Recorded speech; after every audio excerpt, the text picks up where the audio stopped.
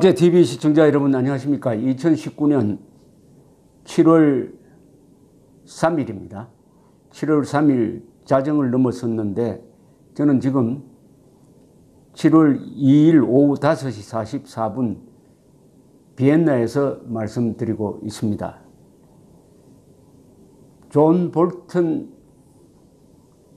미국 대통령 안보 보좌관은 아주 유명한 사람입니다. 어떤 점에서 유명하냐 하면은 머리가 좋고 말을 아주 멋지게 합니다. 그러면서 인터뷰를 하면은 어떻게 잘 빠져나가는지 기자들에게 약점이 잡히지 않고 또 무엇보다도 대외 정책에서 우리 한국 국민으로서는 우리 편이라고 생각할 정도로 북한 김정은에 대해서 그리고 그 앞에는 김정일 정권에 대해서 엄정한 태도를 취했던 사람입니다. 그런데 이분이 대통령을 잘못 만났다는 지금 생각이 들 정도로 상당히 소외되고 있습니다. 바로 DMZ에서 트럼프 김정은 회담이 있었는데 틀림없이 존 볼턴 보좌관은 그 만남에 반대했을 것입니다. 그런데 트럼프 대통령이 자신의 인기를 높여서 선거에 유리한 국면을 조성하겠다는 그 계산으로 밀어붙이니까 볼턴은 그 순간에 같이 동행을 하지 못하고 몽골에 가 있었습니다. 몽골에. 이게 아주 상징적이었습니다. 몽골에 가 있는 사이에 뉴욕타임즈에서 어제 이런 보도를 했습니다. 트럼프 대통령 주변에서 대북 정책이 바뀌고 있다. 북한을 사실상 핵보유국으로 인정을 하는 수순을 밟고 있다. 그리고 북한의 완전한 비핵화, 즉 북한이 가지고 있는 핵무기, 핵시설, 미사일까지 다 없애는 것은 불가능하다. 이제 겨우 핵 동결하는 선에서 제재를 풀어주는 식으로 타협이 될 가능성이 있다. 이런 기사가 크게 보도가 되었습니다. 그러니까 존 볼턴이 트윗을 통해서 누군가는 장난을 치고 있다. 트럼프 대통령을 엮어 넣기 위해서 아주 치욕스러운 장난을 치고 있다. 이렇게 반격을 했는데 뭔가 목소리가 좀 약해져 보입니다. 지금 트럼프 대통령의 성향과 볼턴의 성향은 사실은 정반대입니다.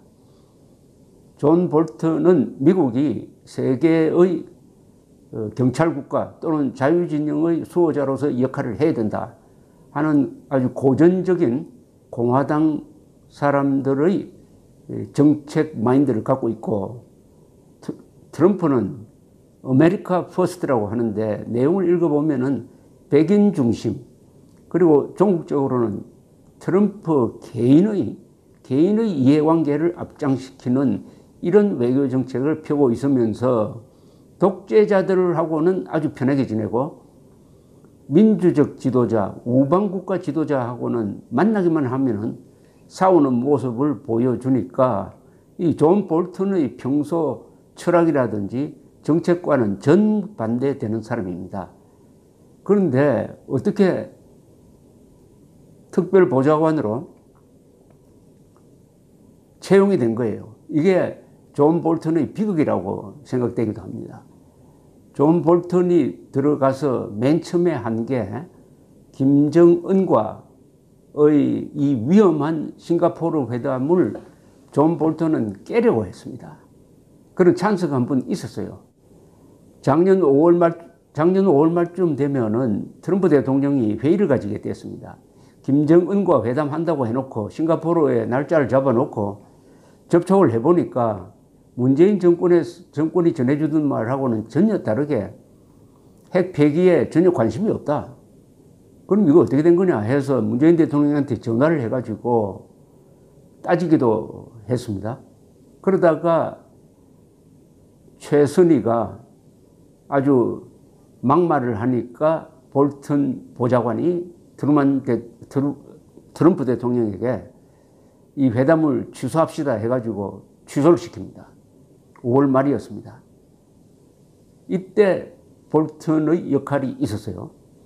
그러다가 며칠 있으니까 트럼프가 그때는 세계적인 언론의 조명을 받는 찬스를 놓쳤다는 아쉬움이 강했던 것 같아요. 그리고 북한이 살짝 굽히는 태도를 취하니까 다시 6월 12일 날 싱가포르에 만나는 걸로 또 마음을 바꿉니다.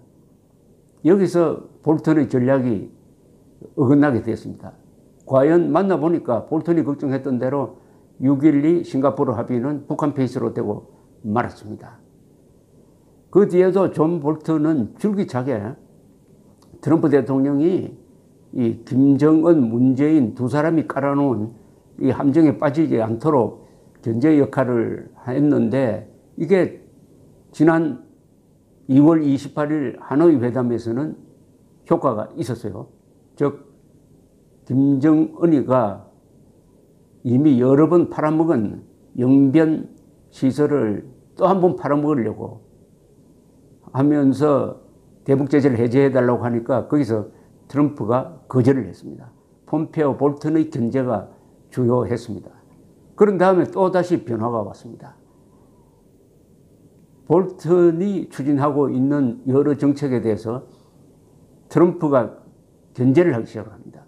즉 볼턴의 생각은 하노이 회담에서 김정은이가 내어놓은 카드를 보니까 이 대북 제재가 효과가 있다.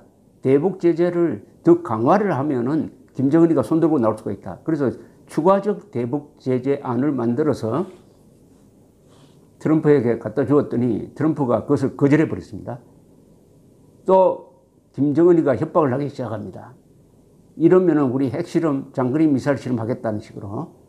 이때부터 트럼프가 또 생각이 바뀌면서 볼턴의 입지가 약해지기 시작합니다. 트럼프는 볼턴이 이제 거추장스러운 존재가 되기 시작을 했습니다.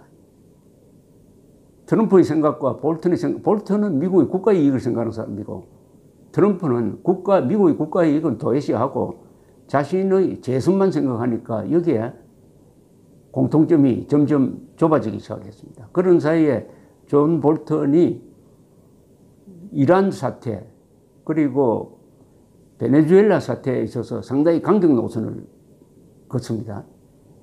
트럼프도 두 정책에서 볼턴을 밀어주었는데 나중에 이대로 밀고 나가다가는 잘못하면 이란과 전쟁을 해야 된다. 안 되겠다.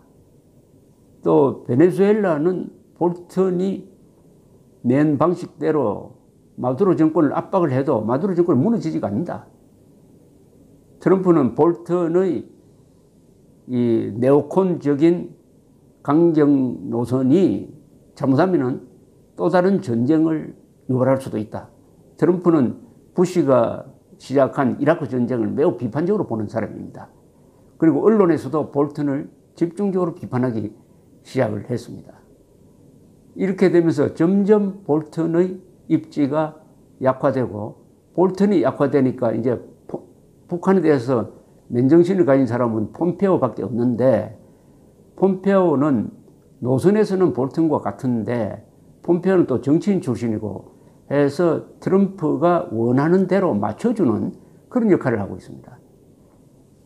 그러니까 볼턴을 도와줄 폼페오가 트럼프 눈치를 보니까 이제는 볼턴이 외롭게 남아가지고 지금 뉴욕타임스 같은 데서는 볼턴을 내려앉히기 위해서 볼턴을 향해서 전쟁광이라는 표현도 쓰고 이렇게 아주 야유를 섞어서 보내고 있는데 우리가 지켜보기에는 상당히 안쓰럽습니다. 왜냐하면 볼턴은 대한민국의 국가 이익을 위해서는 중요한 역할을 하고 있는 사람이었어요. 사실 워싱턴에서 한국인의 이익을 대표하는 사람은 볼턴밖에 없는 그런 꼴이 되고 말았습니다.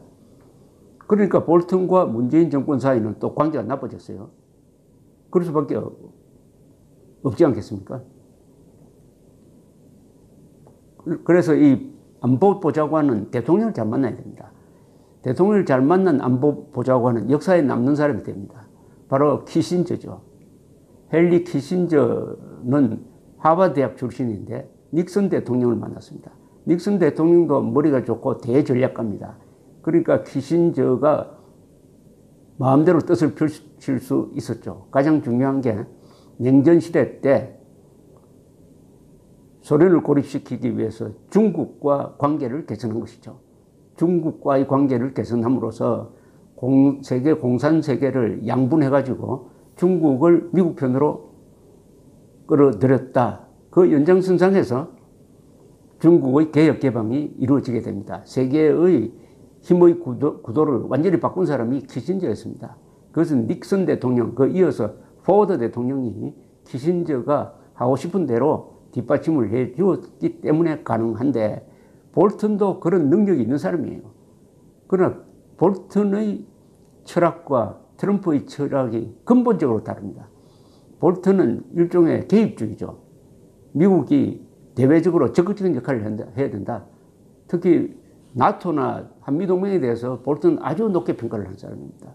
그러나 트럼프는 한미동맹 그리고 미일동맹 나토까지도 오로지 미국의 손해가 되느냐, 금전적으로 손해가 되느냐, 득이 되느냐 그런 관점에서만 보는 사람이죠.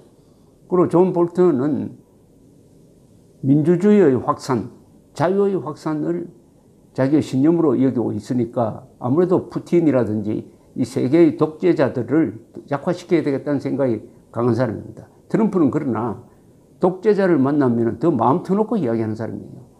푸틴, 시진핑, 김정은 그리고 사우디아라비아의 살만 황태자 반정부 기사를 쓴다고 기자를 이스탄불에 있는 영사관으로 유인해가지고 토막살인을 지시한 자 이런 자들과 잘 어울리는 트럼프 너무나 사람이 다릅니다. 이렇게 보면 볼턴의 앞날이 며칠 남지 않았다는 생각이 들고 이것만큼 한국인의 입장을 워싱턴에서 대변해 주는 사람이 없어진다 하는 그런 아쉬움이 남습니다. 감사합니다.